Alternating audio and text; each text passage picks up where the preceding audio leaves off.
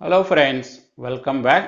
ಈಗಂತೂ bank ಡಿಪಾಸಿಟ್ಗಳು, post office ಡಿಪಾಸಿಟ್ಗಳು 4%, 5% ಬಡ್ಡಿ ಮಾತ್ರ ಅವರು ಇಂಟ್ರೆಸ್ಟ್ ಕೊಡ್ತಾರೆ. ಇಂಡಿಯಾದಲ್ಲಿ ಪ್ರತಿ ವರ್ಷನೂ 5-6% ಇನ್ಫ್ಲೇಷನ್ ಇದ್ದೇ ಇರುತ್ತೆ, ಹಣದುಬ್ಬರ ಇದ್ದೇ ಇರುತ್ತೆ.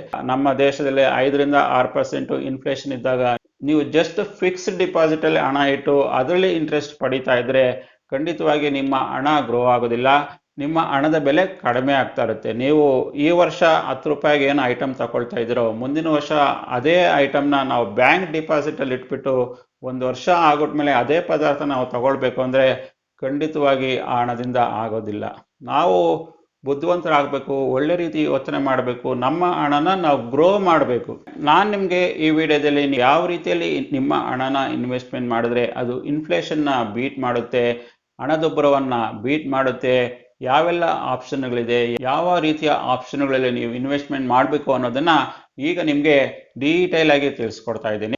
ಮೊದಲನೇ ಆಪ್ಷನ್ ಏನಂದ್ರೆ ಇನ್ಫ್ಲೇಷನ್ ಇಂಡೆಕ್ಸ್ ಬಾಂಡ್ಸ್ ಅಂತ. ನಾರ್ಮಲ್ ಆಗಿ ಈ ಇನ್ಫ್ಲೇಷನ್ ಇಂಡೆಕ್ಸ್ಡ್ ಬಾಂಡ್ಸ್ ಬಂದ್ಬಿಟ್ಟು ರಿಸರ್ವ್ ಬ್ಯಾಂಕ್ ಆಫ್ ಇಂಡಿಯಾ ಅವರು ಕೊಡ್ತಾರೆ. ಎರಡನೇ ಆಪ್ಷನ್ ಏನಂದ್ರೆ ಇಕ್ವಿಟಿ ಮ್ಯೂಚುವಲ್ ಫಂಡ್ಸ್ ಅಲ್ಲಿ ಇನ್ವೆಸ್ಟ್ಮೆಂಟ್ ಮಾಡಿದಾಗ ನಿಮಗೆ ಸುಮಾರು ಒಂದು 8-12% ವರೆಗೂ ಆವರೇಜ್ ಆಗಿ ನೀವು ಒಳ್ಳೆ ರಿಸರ್ಚ್ ಮಾಡಿ ಮ್ಯೂಚುವಲ್ ಫಂಡ್ಸ್ ಅಲ್ಲಿ ಹಾಕೊಂಡಾಗ ನಿಮಗೆ ಕಂಪ್ಲೀಟ್ ಆಗಿ ಖಂಡಿತವಾಗಿ ಲಾಂಗ್ ಟರ್ಮ್ ಅಲ್ಲಿ ಇನ್ವೆಸ್ಟ್ಮೆಂಟ್ ಮಾಡಿದಾಗ ನಿಮ್ಮ ಇನ್ಫ್ಲೇಷನ್ನ, ಹಣದುಬ್ಬರವನ್ನ ಖಂಡಿತವಾಗಿ ಈಕ್ವಿಟಿ ಮ್ಯೂಚುವಲ್ ಫಂಡ್ಸ್ ಬೀಟ್ ಮಾಡೇ ಮಾಡುತ್ತೆ.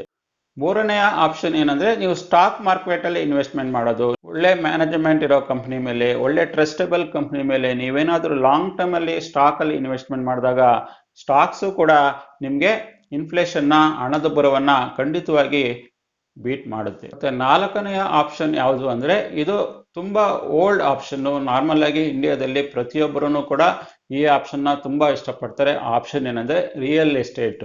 ರಿಯಲ್ ಎಸ್ಟೇಟ್ ನಾರ್ಮಲ್ ಆಗಿ ನೀವು ಒಳ್ಳೆ ರಿಸರ್ಚ್ ಮಾಡಿ ನಿಮ್ಮ ಅಕ್ಕಪಕ್ಕಗಳಿರೋ ಜಾಗನ, ಇಲ್ಲಾಂದ್ರೆ ನಿಮ್ಮ ಗೊತ್ತಿರೋ ಕಡೆ, ಒಳ್ಳೆ ಕಡೆ ನೀವೇನಾದ್ರೂ ಒಂದು ಪ್ರಾಪರ್ಟಿ ಬೈ ಮಾಡಿದ್ರೆ ನಾರ್ಮಲ್ ಆಗಿ ಲಾಂಗ್ ಟರ್ಮ್ ಅಲ್ಲಿ ಒಳ್ಳೆ ರೀತಿಯ ಅಪ್ರಿಷಿಯೇಟ್ ಆಗುತ್ತೆ. ಇದು ಕೂಡ ರಿಯಲ್ ಎಸ್ಟೇಟ್ ಮೇಲೆ ಇನ್ವೆಸ್ಟ್ಮೆಂಟ್ ಮಾಡೋದು ಕೂಡ ಇನ್ಫ್ಲೇಷನ್ನ ಖಂಡಿತವಾಗಿ ಬೀಟ್ ಮಾಡುತ್ತೆ. ಮತ್ತೆ ಐದನೇ ಆಪ್ಷನ್ ಏನಂದ್ರೆ ಗೋಲ್ಡ್ ಮೇಲೆ ಇನ್ವೆಸ್ಟ್ಮೆಂಟ್ ಮಾಡೋದು. ಗೋಲ್ಡ್ ಮೇಲೆ ಇನ್ವೆಸ್ಟ್ಮೆಂಟ್ ಮಾಡೋದು ನಾರ್ಮಲ್ ಆಗಿ ಇಂಡಿಯಾದಲ್ಲಂತೂ ತುಂಬಾ ಪಾಪ್ಯುಲರ್ ಇನ್ವೆಸ್ಟ್ಮೆಂಟ್ ಮೆಕ್ಯಾನಿಸಮ್. ಪ್ರತಿಯೊಬ್ಬರ ಮನೆಯಲ್ಲೂ ಸ್ವಲ್ಪ ಆದ್ರೂ ಗೋಲ್ಡ್ ಇಟ್ಕೊಂಡೇ ಇರ್ತಾರೆ.